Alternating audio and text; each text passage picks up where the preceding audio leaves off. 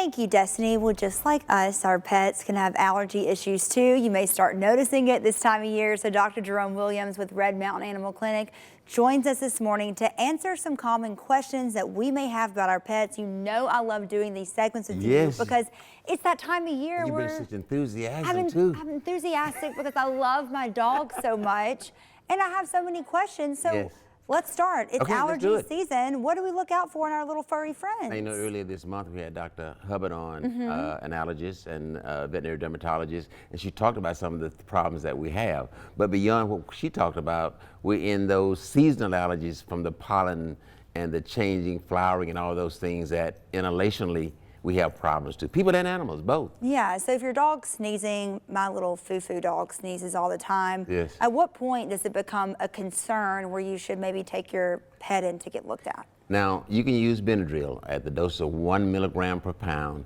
It'll control some of these allergies, but when that does not work and you're not able to control the environment they're in, then see a veterinarian. They can give you something more effective.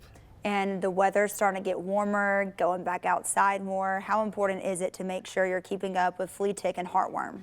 It's that time. I prefer staying on those products year round, but if you don't, get your dog tested for heartworms and get them on one of the heartworm preventives. We talked earlier about you using the injectable for yours. I like that better because you don't have to worry about remembering it.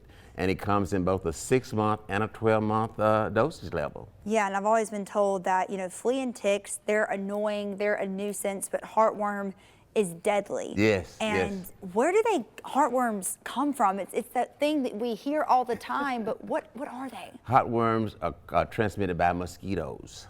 The mosquito would bite a dog that's infected, take in a larva, part of the growth cycle of the heartworm, and bite another dog and inject it in. That's where the cycle continues. A mosquito would bite an infected dog, take in one of the microfilaria, and then bite an unaffected dog and inject it in, and the cycle goes on.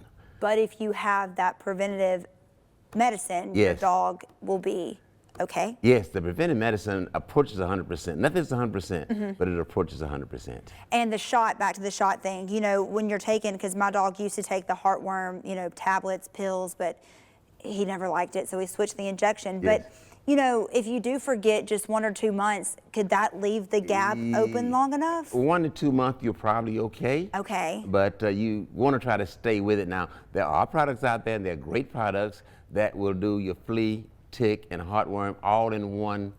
It's not by injection though, it's by oral or topical.